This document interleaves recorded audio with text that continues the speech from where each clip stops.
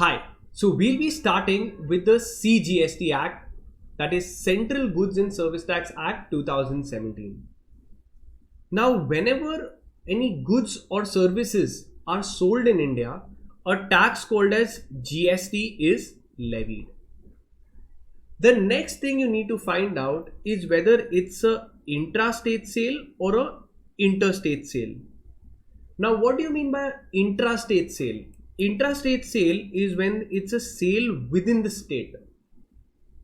At that time, CGST and SGST will be levied. If it is a sale between two states, then IGST will be levied. Now, you tell me what would be the scenario in this case, whether C and S will be levied or IGST will be levied. If the supplier is from Maharashtra, okay, and he has sold the goods to a person in Rajasthan, the recipient is in Rajasthan, can you tell me it's a intrastate or an interstate transaction? It is a interstate transaction. So therefore on the invoice you will have the value of goods and you will have a tax called as IGST levied. But if it's a transaction between in the same state, that is the supplier is also from Maharashtra and the recipient is also from Maharashtra, in that case a tax called as C and S GST will be levied. So the invoice would look something like this. You have an invoice, the value of the goods will be given, and then you will have CGST and you would have SGST levied. Now let's understand and look at a real invoice to understand a better understanding. Now here the tax invoice is there. You tell me whether it's a interstate or a intrastate transaction. The seller is from Karnataka and is Max Enterprises. The buyer is Ace Electronics and he is also from Karnataka. So the supplier is from Karnataka and the recipient is also from Karnataka. So what kind of a transaction is this? It's a intra or intrastate transaction. It's a intrastate transaction, that is within the same state. It's a sale within the same state, that is Karnataka. So what the invoice will look like, it would have value and it would have C and S levied. So let's see. This person, the goods he has purchased is Dell monitor and the total amount of purchase, that the value is for 44,500 and a tax of C and S is levied. Here the central government will take the 4,000 rupees and the state government, that is Karnataka government, will take the balance 4,000 rupees.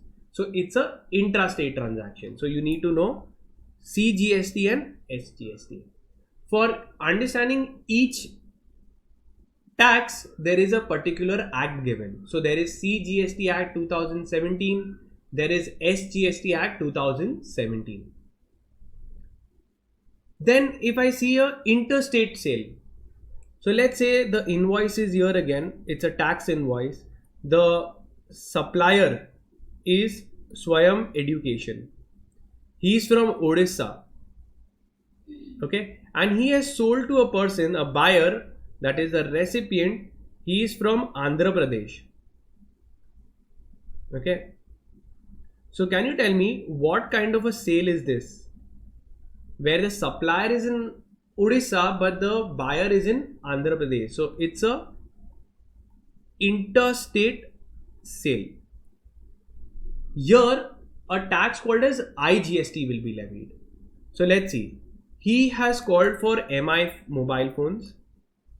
The price is 30,000, but the tax that is levied is IGST. It's 3,600. Here this IGST will be taken entirely by the central government then later on it will distribute to the respective state government after applying the GST principles. That we will see later on. Today the topic of the day is about CGST. So as we've seen, for each of those acts there is a particular, for each of those taxes a particular act is made. So there is CGST Act, there is SGST Act. If it's a sale among the union territory, then there is a UTGST Act. If it is between states, then there is IGST, and there is something else which is called as GST compensation cess as well. That we will see later on. Here we are first beginning with CGST Act 2017. We will be going section wise. So let's begin. CGST Act 2017. Section 1 of any act will tell about the title. Title means what the act will be called. So every act has a section 1 which tells the people that what the act should be addressed as. So they will say that this act will be called as Central Goods and Services Tax Act 2017. So this is your section 1. It tells the name of the act. Second, it tells the applicability of the act, that this act will apply where on. So can you tell me, does GST apply to Jammu and Kashmir? Is there this CGST Act also applies to Jammu and Kashmir? Initially it wasn't there, but later on in the Jammu Kashmir Assembly they accepted it, and now CGST Act extends to whole of India including Jammu and Kashmir. Initially it wasn't extending to Jammu and Kashmir, but later on after an amendment now it also extends to J&K. Then section 2 of any act talks about the definitions. Now there are a lot of definitions given. Here we will cover the important definitions when we do the detailed provisions. So right now I won't be going into the definitions, as and when we are doing the detailed provisions we'll also be doing the definitions. But later on, after you completed understanding the act, you have to come back to section 2 and remember it, and also the subsections such as section 2, subsection 52, etc. Now how can you remember all the subsections? Answer is you don't have to. I have highlighted, if you see here I have highlighted adjudicating authority. So whichever are important I have made it bold. So if you see what is aggregate turnover, so it's section 2 subsection 6. Like that you go on to, you'll see everything I've made it bold, whatever is important for you to know. Okay, so like this all the definitions are given which you need to know, especially the ones which are made in bold.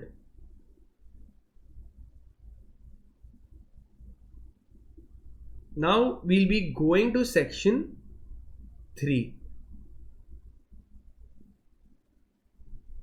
So now we'll be starting with chapter 2 of the act, that is your administration. It starts with section 3 and ends on section 6. So chapter 1 was the preliminary, it covered section 1 and section 2. 1 was the application in the name of the act, and 2 was the definition. Now the chapter 2 of the act is from section 3 to section 6. We'll see each one. Now though this is not important, but you need to know it. Firstly, section 3, officers under the act. Now the GST Act is a pure paper. It's a paper, or I could say in order to make it a living document, you need officers, enforcing agencies, right? कोई भी law अगर मैं बोलूँगा आपको tax भरना है, you have to pay tax. But what if you don't? We need officers, GST officers.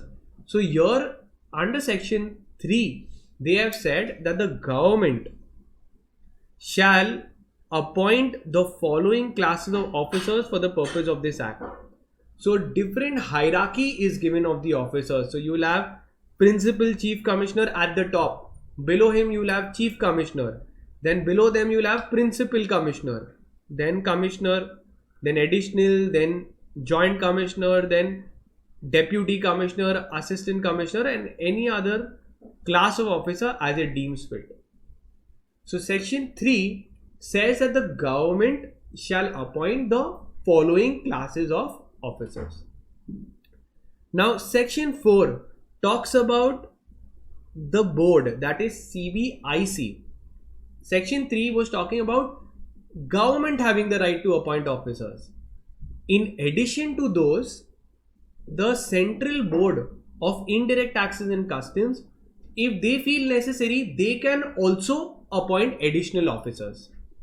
So the board may, in addition to the officers as specified, may be notified by the government under section 3, means in addition to section 3, they can also appoint such persons as officers as they deems fit. The board can also delegate its powers of appointment to certain other officers.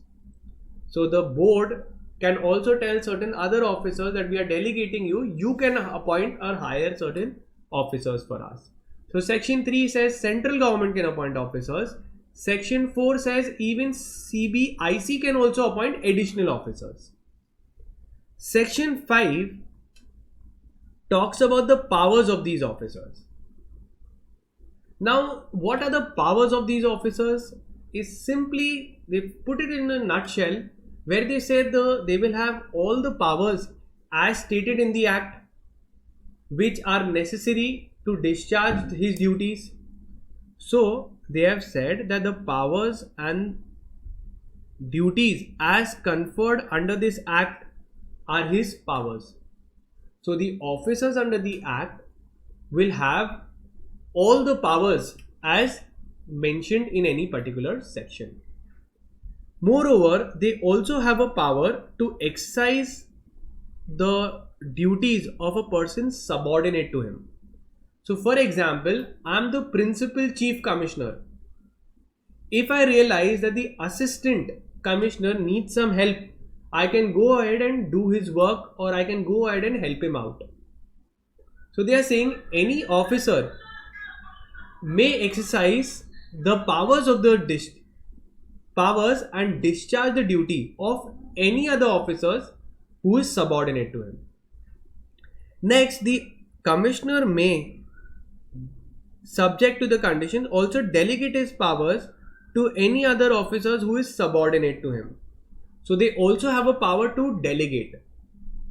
So if you are seeing a few provisions, they are saying that they will have all the powers as imposed under the act. They have a power to a discharge of the duties of a subordinate. They have a power to delegate their work also. So these are the common powers. Then we are seeing your section 6. Now what does section 6 say? Now as we've seen that if a person on an intrastate sale has not paid tax, so obviously he must have not paid CGST as well as he must have not paid SGST, right? Because he had to pay CNS but he did not pay only. So now the central government has appointed CGST officers and state government has also appointed SGST officers.